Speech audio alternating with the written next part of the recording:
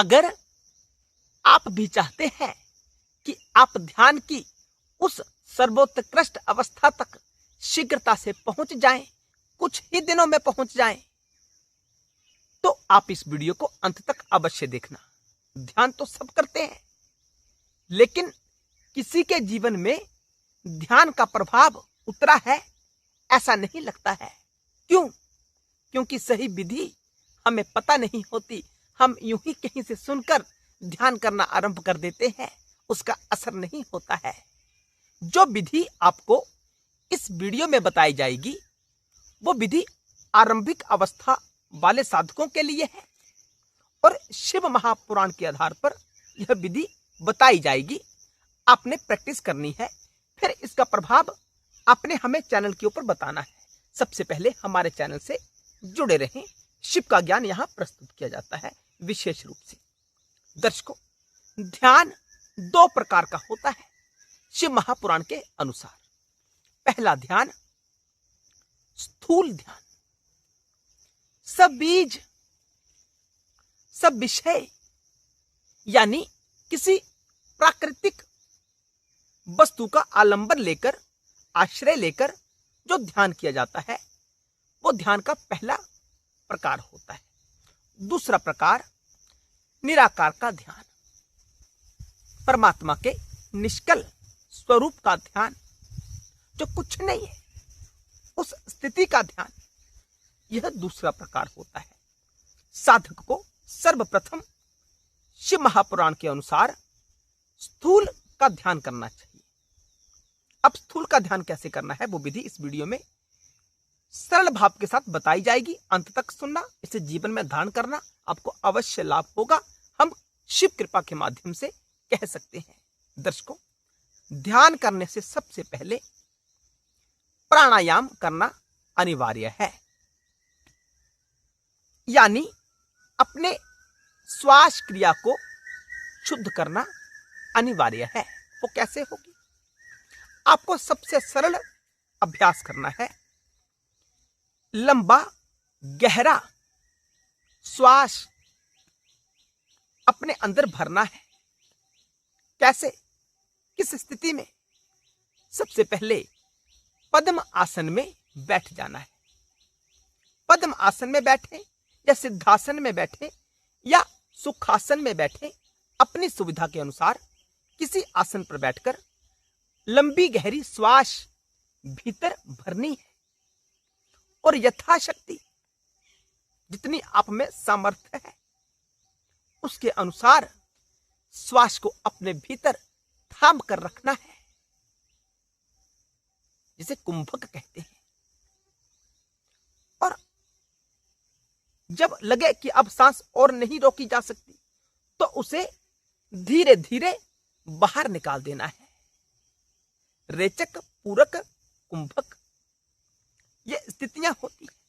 सबसे पहले आपने यह अभ्यास करना है 5 मिनट के लिए। सांस ली, रोकी, सांस निकाली नासिका के दूसरे छिद्र से, फिर वहां से गहरी सांस ली, रोकी, फिर दूसरी नासिका छिद्र से सांस बाहर निकाली। यह अभ्यास करना है। दर्शकों, ऐसा करने से मन की चंचलता शांत हो जाती है, मन ध्यान करने के लिए तैयार हो जाता है। हम प्राणायाम नहीं करते, हम सीधा पद्मासन पर बैठते हैं और सीधा हम ध्यान शुरू कर देते हैं, तो हमारा मन टिकता ही नहीं है। तो ऋषियों ने शोध किया, शिव महापुराण का शोध है जो शंकर जी ने स्वयं बताया। अन्य योग शास्त्र भी इसी का वर्णन करते हैं अधिकांशतया, कि पहले ये प्राणायाम करना अनिवार्य है।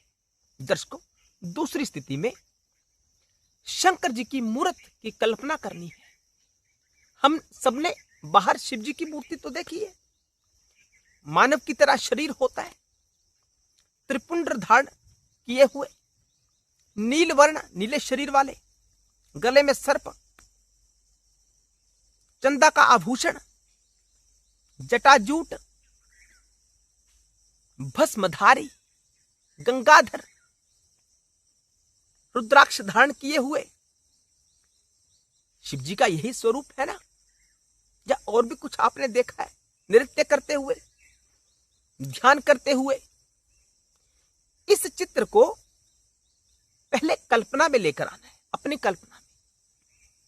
फिर उस चित्र को इन दो स्थानों में से एक स्थान पर स्थित करना है। दो स्थान कौन से?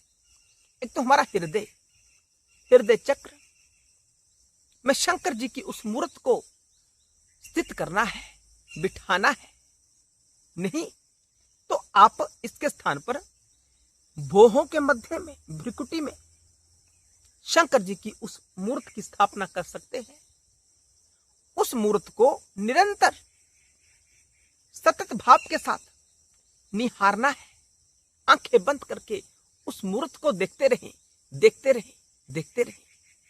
दर्शकों, अब बीच में क्या होगा अनुभव कि आपका मन जैसे ही शंकर की मूर्त के ऊपर आएगा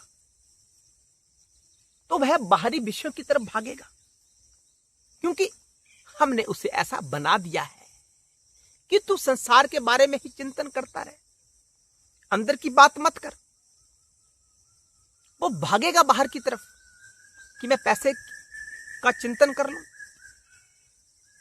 सुख सुविधाओं के बारे में सोच लूं, क्या खाना खाना है ये सोचूं, किसी से मिलने जाना है ये सोचूं। वो भागेगा, लेकिन भागने दो, कोई दिक्कत नहीं। फिर खींचकर उसे शंकर की मूर्त में लेकर आओ जो आपने कल्पना की हुई है अपने भ्रिकुटी के मध्य में, हृदय चक्र में। ऐसा अभ्यास आपने प्रतिदिन 15 मिनट करना है। 5 मिनट का क्या कहा, जो प्राणायाम, 15 मिनट मूर्ति के ऊपर ध्यान एकाग्र करना है। ये कैसे होगा? धीरे धीरे प्रैक्टिस हम कर सकते हैं। दिन में कहीं भी आपको स्थान प्राप्त हो रहा है, आप कहीं भी बैठे तो आंखें बंद करके शंकर जी के उस चित्र को अपने भ्रिकुटी में बिठाएं, उसे निहारते रहें। ये प्रैक्टिस करनी है प्रतिदिन।